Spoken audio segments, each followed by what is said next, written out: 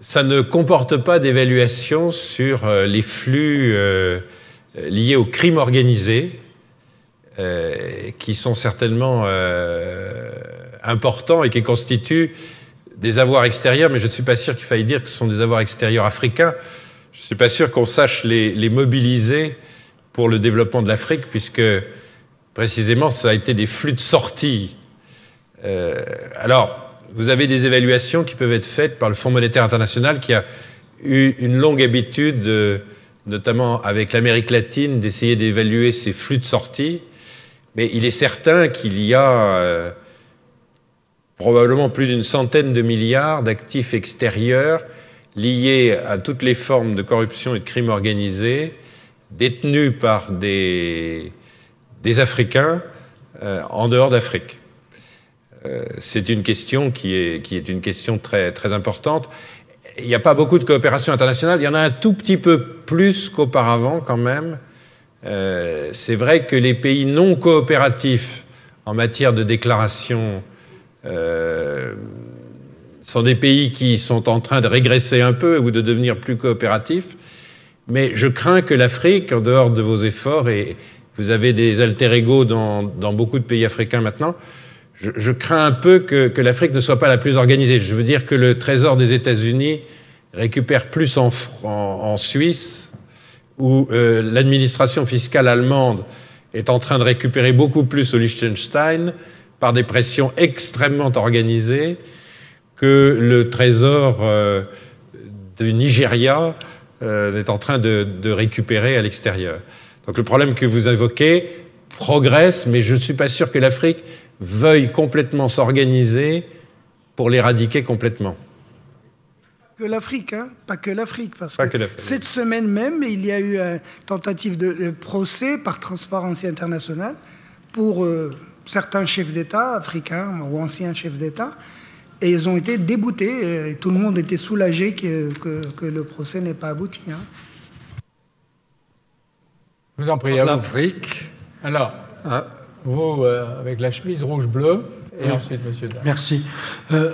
Moi, j'ai une question à monsieur... j'ai pas le nom...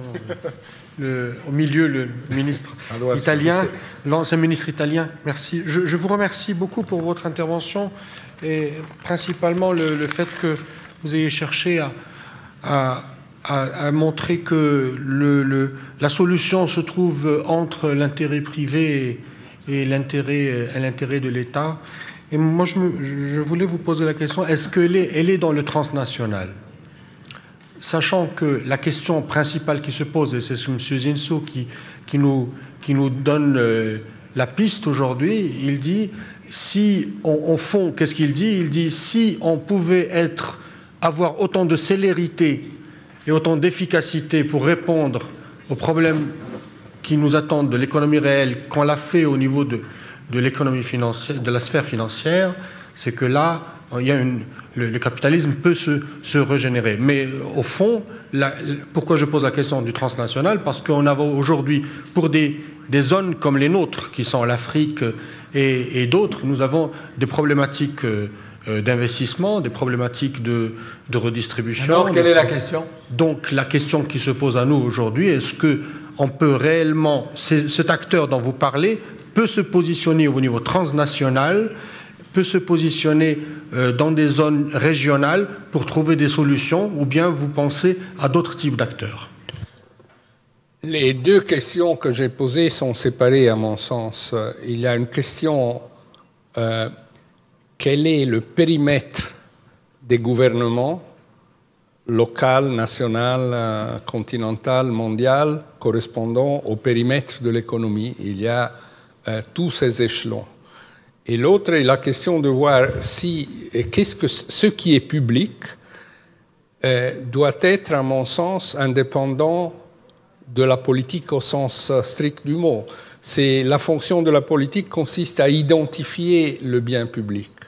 Mais le moment où on produit un bien public, que ce soit la stabilité monétaire ou qu'on administre un régime de prévoyance sociale, a un aspect technique qui doit être, à mon avis, assez indépendant des directives purement politiques. Et cette nécessité d'indépendance se pose pour les biens publics locaux comme pour les biens publics globaux. Voilà, on va poser une dernière question. Ce sera la vôtre. Parce que je crois que vous allez avoir mal au bras à le temps, comme ça depuis tout à l'heure. Oui, Hervé Mariton. Et l'entreprise dans tout ça, les trois orateurs ont dit des choses assez convergentes, mais il n'y a pas de capitalisme sans capitaliste. Et comment est-ce que les orateurs évaluent ce que le monde de l'entreprise, ce que les entreprises pensent des évolutions qui ont été tracées? Alors, Jeff et M. Zinsou. I'm not sure I understood the question. I should have had how do the... Malheureusement, je n'ai pas très bien compris la question, dit M. Frieden. Hervé, you want to repeat it? Voilà, there's no capitalism without capitalism. Bien, je disais donc qu'il n'y avait pas de capitalisme sans capitaliste. Vous ne parlez pas encore des entreprises. Alors comment est-ce que vous voyez leur perspective? Tout ce que vous avez dit se situe sur le plan public, mais comment est-ce que vous voyez l'évolution des entreprises dans ce contexte? Donc en fait, on revient à la première question. Le monde des affaires, ce sont les affaires justement, ce n'est pas le gouvernement. Or, le domaine de la politique, dans ce contexte, et là je reviens à ce que l'on disait tout à l'heure, c'est pour de faire le contexte suffisamment sûr pour les capitalistes d'opérer et de permettre à l'économie de se développer. Donc je ne pense pas que le monde des affaires, que le milieu des affaires assume une responsabilité directe pour éviter une crise du genre de celle que nous avons connue. Là, il s'agit de l'intervention des gouvernements, de la politique, des systèmes politiques et par conséquent, j'attends et j'espère que nos systèmes politiques seront à la hauteur pour gérer les tensions politiques auxquelles nous aurons à faire face dans les années à venir. Je crois que c'est une très bonne question et que c'est un défaut de nos présentations de ne pas avoir parlé suffisamment de l'entreprise, mais on est plutôt dans une conférence de policy makers. Cela étant, il y a quelques grandes entreprises qui sont là et qui sont d'ailleurs sponsors de cette réflexion et qui l'accompagnent. Il n'y a pas de grande entreprise aujourd'hui, et même de plus petites, qui ne se posent les questions en termes de développement durable, en termes d'externalité en dehors de son activité. Il n'y en a plus. Il n'y a pas un chef d'entreprise responsable, il n'y a pas une entreprise cotée qui ne rende compte et de sa responsabilité sociale et de sa responsabilité environnementale. Il y a beaucoup d'entreprises, tout à l'heure j'étais à côté du président de Lafarge, qui estiment qu'elles ont aussi des responsabilités de développement, y compris des responsabilités de santé publique. Donc vous avez quand même un nombre d'acteurs de plus en plus grand qui intègrent ces problématiques et qui se demandent comment elles font pour participer à la production des biens publics. Soit d'ailleurs que par la gestion déléguée, elles soient les opérateurs efficaces de cette gestion des biens publics, soit qu'elles essayent, encore une fois, d'internaliser dans leur calcul économique des externalités.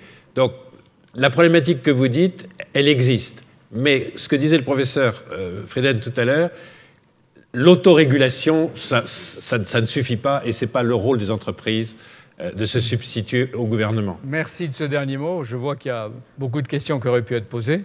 On ne peut pas continuer le débat. Merci de cet échange qui a été vif et parfois, en tout cas, interactif et passionné. Je sacrifie, moi, les quelques mots de la conclusion. Je veux remercier tous les participants et vous qui avez posé beaucoup de questions et le Maroc pour son hospitalité coutumière et très connue. Merci à vous tous.